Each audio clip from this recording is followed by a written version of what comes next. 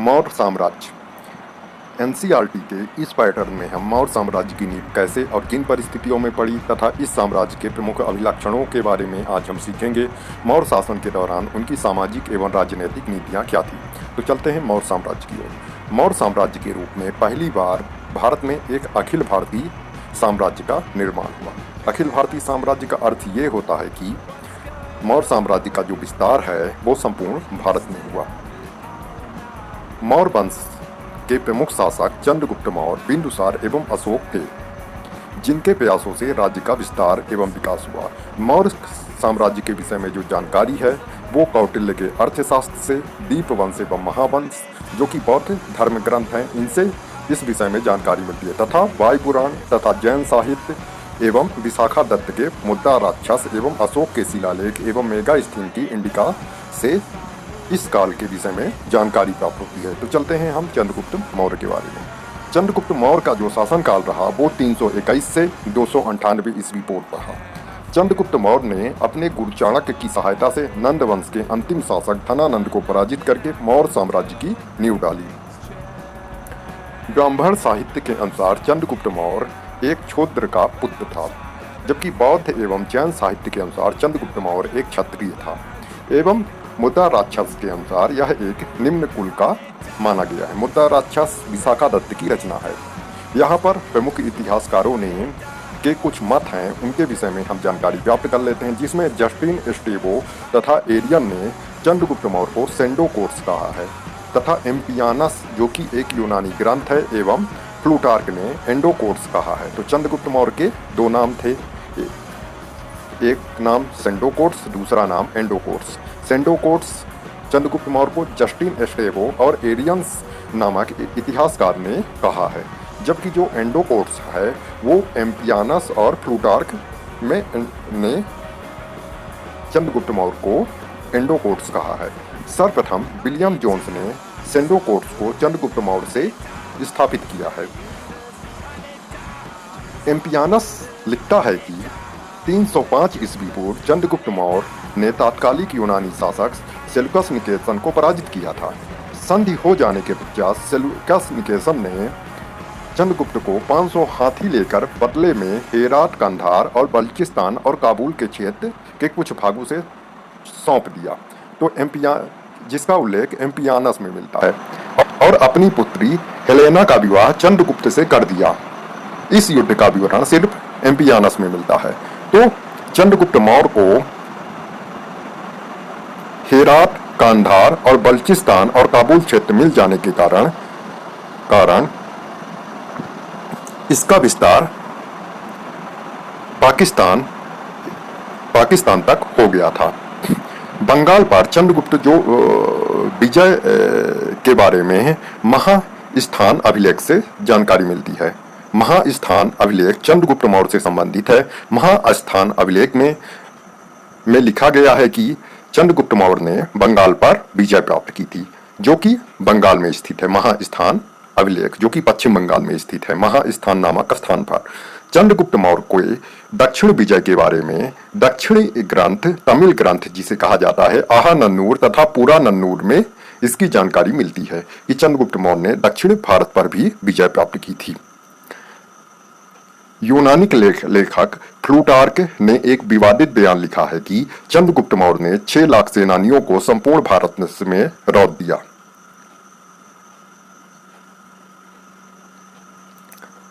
शक्स छत्तप रुद्रदामन का जूनगढ़ शिलालेख कहता है कि चंद्रगुप्त मौर्य ने सुदर्शन झील का निर्माण कराया था। बाद में अशोक ने इसी सुदर्शन झील से नहरें निकलवाई थी।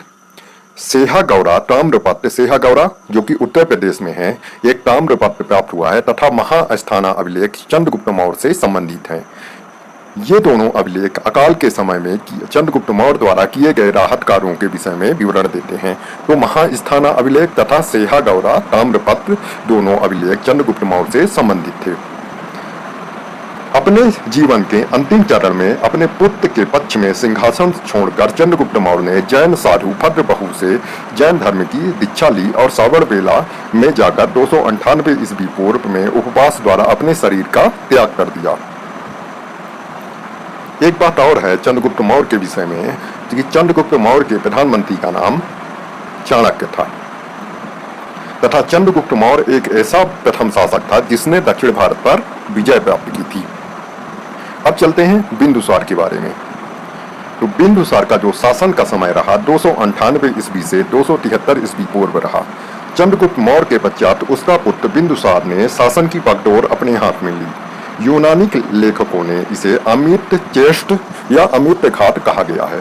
तो यूनानी के लेखक के अनुसार बिंदुसार का जो नाम था उपनाम था वो अमित चेट्स या अमित घात था, जिसे अमित घात का अर्थ होता है शत्रु विनाशक तथा हिंदू ग्रंथ वायुपुराण में चंद्रगुप्त मौर्य को भव्यसार की उपाधि दी गई है तथा जैन ग्रंथ में इसे सिंहसेन की उपाधि दी गई है।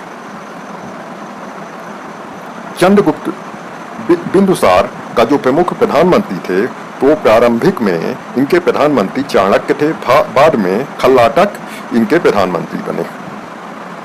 बौद्ध ग्रंथ दिव्यवादन लिखता है कि बिंदुसार के समय में तक्षशिला में आठमनियों ने 2 विद्रोह कर दिया था, जिसके दमन के लिए पहली बार उज्जैन के प्रशासक अशोक तथा दूसरी बार सुसीम को भेजा गया था। एंथीनियस नामक एक यूनानी ग्रंथ में लेख किया गया है कि बिंदुसार तथा सीरिया के शासक एंटियोकस प्रथम के बीच मैत्रीपूर्वक पत्र व्यवहार का विवरण दिया है, जिसमें भारतीय शासक ने 3 वस्तुओं की मांग की थी: मदिरा, मीठी अंजीर और दार्शनिक।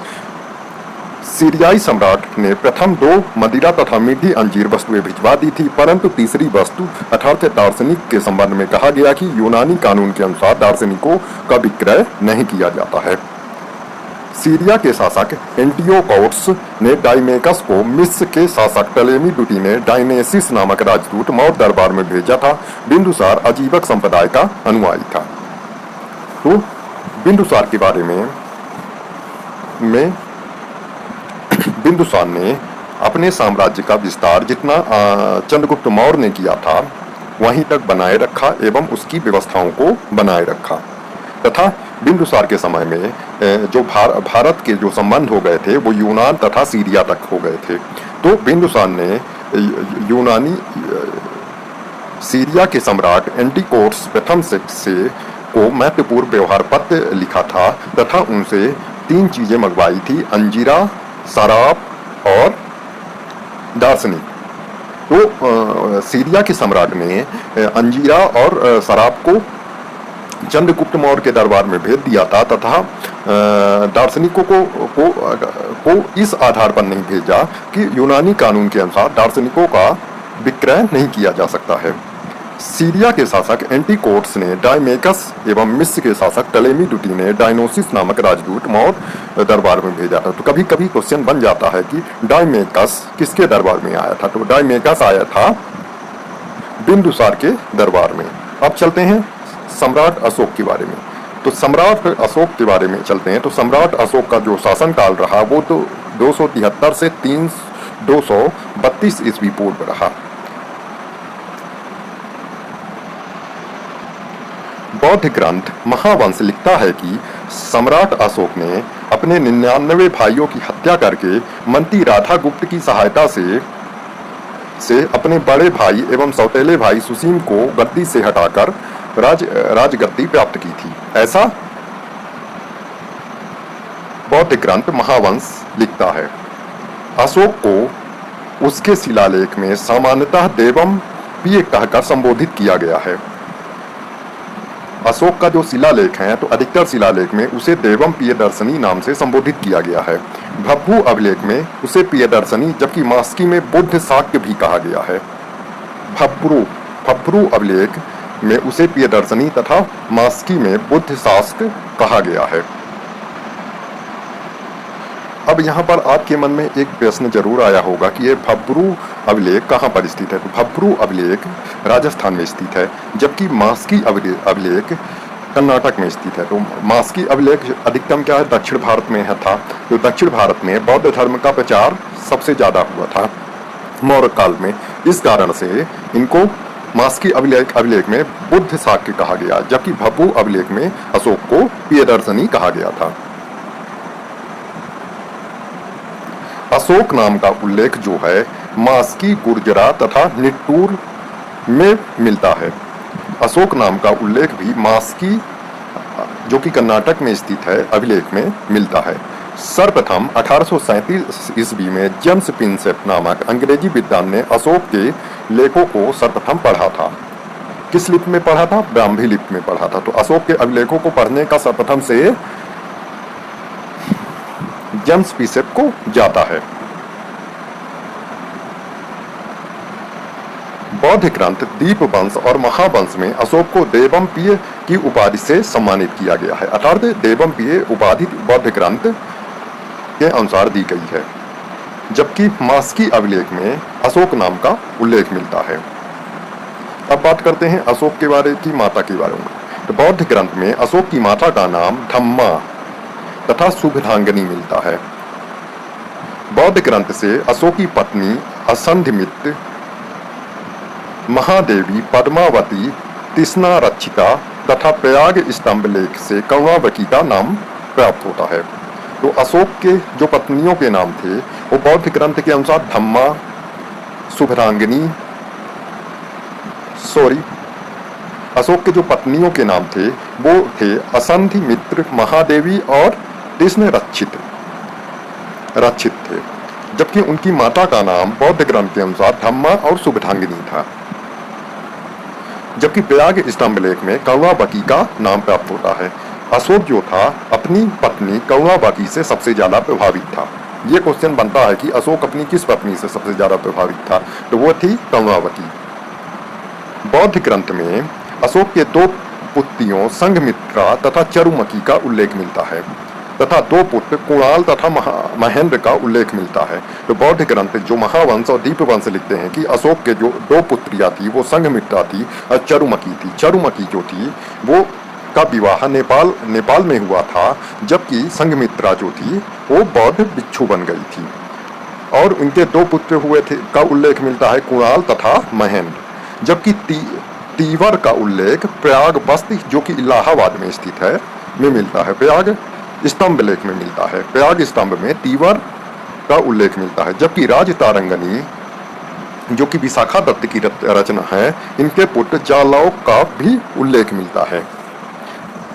तो ये प्रमुख बातें हो गई। तो इनसे केवल एक जो क्वेश्चन बनेंगे तो वो तीवर का उल्लेख किस स्तंभ से मिलता है? तो वो मिलता है प्रयाग स्तंभ से। अशोक अपनी किस पत्नी से सबसे ज्यादा प्रभावित था? तो अशोक अपनी पत्नी करुणावती से सबसे ज्यादा प्रभावित था।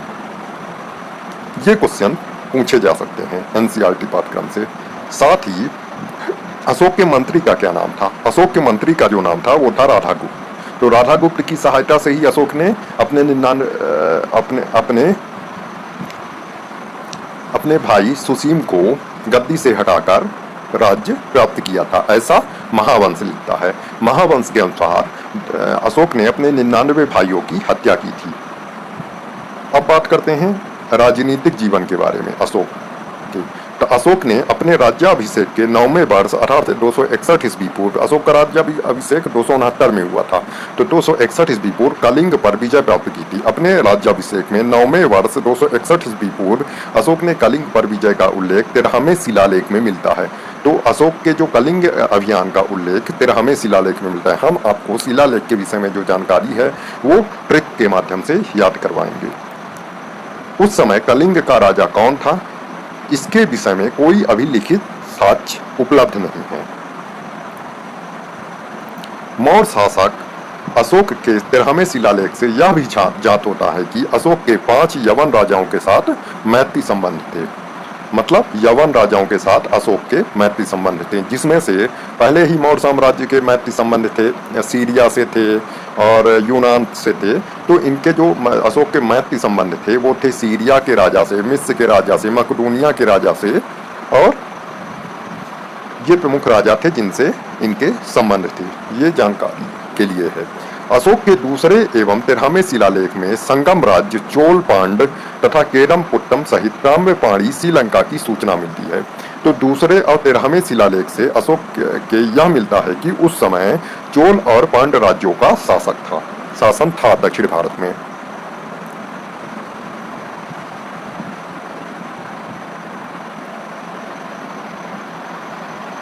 अशोक ने खस एवं नेपाल में विजय की थी।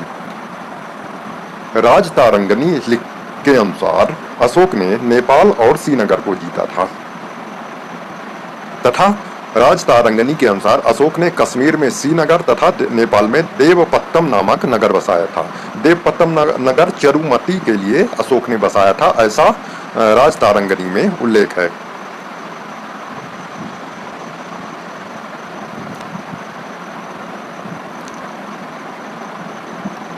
अब धार्मिक जीवन के बारे में अगर बात करते हैं तो धार्मिक जीवन में अशोक पहले ब्राह्मण धर्म का अनुयायी था।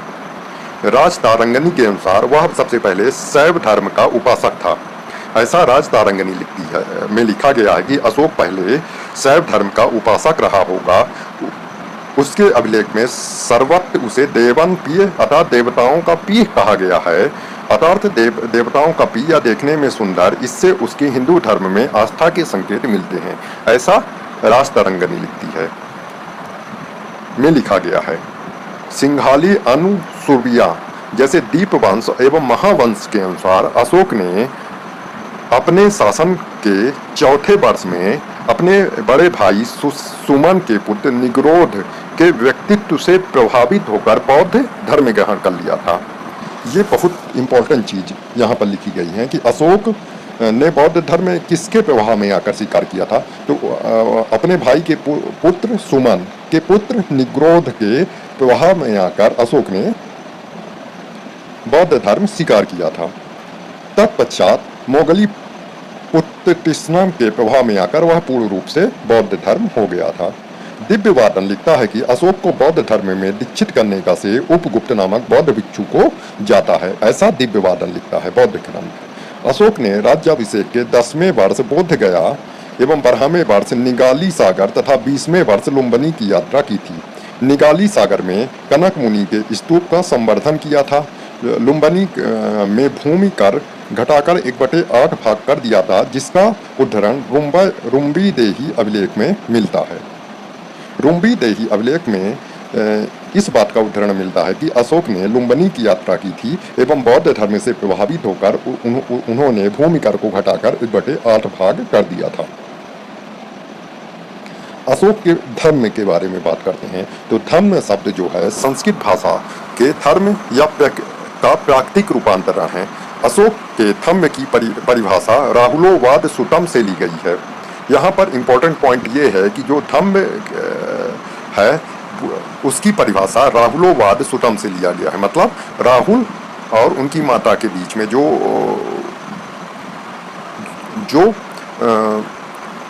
वर्णन हुआ था उसको कहा गया राहुलोवाद सुतम।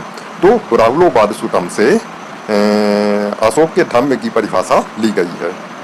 स्वनियंत्रक अशोक की धर्म नीति का मुख्य सिद्धांत था। भब्रू लघु अभिलेख में अशोक के धर्म का उल्लेख मिलता है। भब्रू अभिलेख जो कि जयपुर राजस्थान में स्थित है, इसमें अशोक के धम्म शब्द का उल्लेख मिलता है, जिसमें वह त्रिसंग बुद्ध धम्म और संघ पर विश्वास करता था। अशोक केवल 3 संघ पर विश्वास करता था, बुद्ध धम्म और संघ पर विश्वास करता था। उसने अपने 12वें शिलालेख में धम्म की सराविधि पर जोर दिया है। अशोक का 12वां शिलालेख जो है धम्म को परिभाषित करता है। सांची और सारनाथ लघु स्तंभ लेखों में संघ में फूट डालने के विरुद्ध जारी आदेश एवं कौंसवी एवं पाटलिपुत्र के महापात्रों को दिए गए हैं। सांची और सारनाथ के जो स्तूप हैं ये बताते हैं कि उस समय संघ में फूट डालने के विरुद्ध आदेश कौसंभी और पाटलिपुत्र के महापात्रों को दिए गए थे, ऐसा सांची और सारनाथ के लघु स्तंभ में लेख किया गया है। कि अर्थात जो मध्य प्रदेश का सांची है उसके जो लेख हैं वो ये बताते हैं कि अशोक ने संघ पर फूट डालने के लिए कौसंभी और पाटलिपुत्र के महापात्रों को निर्देश दिए थे, ऐसा ये दोनों में उद्धरित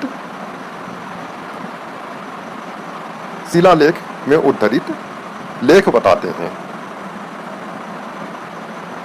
धम्म की स्थापना की देखरेख के लिए धम्म महापात्रों की नियुक्ति की गई थी। अशोक ने धम्म के विचारों को प्रसारित करने के लिए सीरिया, मिस्र, ग्रीक, श्रीलंका आदि देशों में भी अपने दूत भेजे थे। अब बात करते हैं अशोक के अभिलेख के बारे में। तो अशोक के जो अभिलेख हैं राज्य देश के रूप में जारी किए गए हैं। वह पहला शासक था जिसने अभिलेख द्वारा जनता को संबोधित किया गया। अशोक के जो शिला अभिलेख हैं वो ब्रह्मी, खरोष्टी, अजमाइक तथा यूनानी लिपि में लिखे गए हैं। सभी अभिलेख की भाषा प्रकृति है। शाहबाड़ी तथा मनसेरा अभिलेख खरोष्टी लिपि में लिखी गई है तथा तक्षशिला एवं लघमान अभिलेख अरमाइक लिपि में लिखी गई है। अरमाइक एवं यूनानी भाषा में लिखी गई है। तो हम आपको बता देते हैं सरल पॉइंट में कि जितने बार अफगानिस्तान में अशोक के अभिलेख प्राप्त हुए हैं वो अरमाइक भाषा में हैं। जो भारत में अभिलेख प्राप्त हुए हैं अशोक के संबंध में शिलालेख या अभिलेख वो ब्राह्मी लिपि में लिखे गए हैं। और जो पाकिस्तान एवं अन्य देशों में प्राप्त किए गए हैं वो खरोष्टी लिपि में लिखे गए हैं। ये प्रमुख बातें हैं अशोक के शिलालेख के बारे में। अब अशोक के शिलालेख के बारे में, अशोक के प्रमुख जो शिलालेख हैं कहाँ कहाँ स्थित हैं और ये कौन कौन से हैं। तो अशोक के जो शिलालेख हैं, तो अशोक के जो दीर्घ शिलालेख हैं, दीर्घ मतलब जो बड़े शिलालेख हैं वो हैं शाहबाजगढ़ी। शाहबाजगढ़ी जो है पाकिस्तान के पेशावर में स्थित है। मनसेहरा जो शिलालेख है ये भी पाकिस्तान में स्थित है। तो ये इम्पोर्टेंट पॉइंट ये है कि शाहबाजगढ़ी और मनसेहरा जो कि अशोक के दीर्घ शिलालेख हैं ये दोनों शिलालेख पाकिस्तान में स्थित हैं। कालसी शिलालेख देहरादून उत्तराखंड में स्थित है। गिरनार जो है गुजरात में है, सभी जानते हैं। जौगढ़ जो है उड़ीसा में है। सोपड़ा महाराष्ट्र में है। सोपड़ा काफ़ी इम्पोर्टेंट पूछा जाता है कि सोपड़ा अभिलेख कहाँ पर स्थित है। तो सोपड़ा जो अभिलेख है वो महाराष्ट्र में ठाणे में स्थित है तथा धौली अभिलेख पुरी में स्थित है। यहाँ पर जो इम्पोर्टेंट अभिलेख हैं अशोक के वो शाहबाजगढ़ी का है, सोपड़ा है और मनसेहरा है और धौली है और जौगढ़ है। जौगढ़ कहाँ पर स्थित? गिरनार है जो कि गुजरात में स्थित है। जो अशोक के लघु शिलालेख हैं वो प्रमुख रूप से इनको याद करना काफ़ी इम्पोर्टेंट है। तो वो प्रमुख है मास्की अभिलेख कर्नाटक में स्थित है। गुड़चरा अभिलेख जो है मध्य प्रदेश के दतिया में स्थित है। गुड़चरा अभिलेख। ब्रह्मगिरी जो है की पहाड़ी कर्नाटक में है। भब्रू अभिलेख जो है राजस्थान में स्थित है। ये पूछा जाता है कि भब्रू अभिलेख कहाँ पर है, तो भब्रू अभिलेख राजस्थान में स्थित है। इसके बाद आहरौरा उत्तर प्रदेश में स्थित है। रूपनाथ अभिलेख जबलपुर में स्थित है। सिद्धपुर अभिलेख जो है कर्नाटक में स्थित है। एराकुंडी कर्नाटक में स्थित है। सारोमारो मध्य प्रदेश में स्थित है। तो यहाँ पर जो हमको याद रखना है वो मास्की अभिलेख याद रखना है, भब्बू अभिलेख याद रखना है, गुर्जरा अभिलेख याद रखना है जो कि मध्य प्रदेश के दतिया में, और अधिक से अधिक हमको सासाराम बिहार का याद रखना है। हमको स्थान के बारे में जानकारी होना हम लोगों को काफ़ी आवश्यक है कि ये स्थान कहाँ पर है। तो भब्रू जो शिलालेख है राजस्थान में है, मास्की शिलालेख है वो कर्नाटक में है, गुर्जरा शिलालेख मध्य प्रदेश में स्थित है। और इसके बाद हम बात करते हैं रामपुरवा जो अभिलेख है अशोक का वो बिहार में है। रामपुरवा। टोपरा अभिलेख जो है, टोपरा दिल्ली हरियाणा में है टोपरा अभिलेख। इसके बाद इलाहाबाद कौशाम्बी उत्तर प्रदेश में है, सांची मध्य प्रदेश में है, सारनाथ उत्तर प्रदेश में है, रुम्बादेही नेपाल की तराई में स्थित है जो कि लगभग बिहार में ही है। रुम्बादेही। निगाली सागर नेपाल की तराई में स्थित है। अब बात करते हैं अशोक के 14 शिलालेखों में किस शिलालेख में क्या लिखा गया है।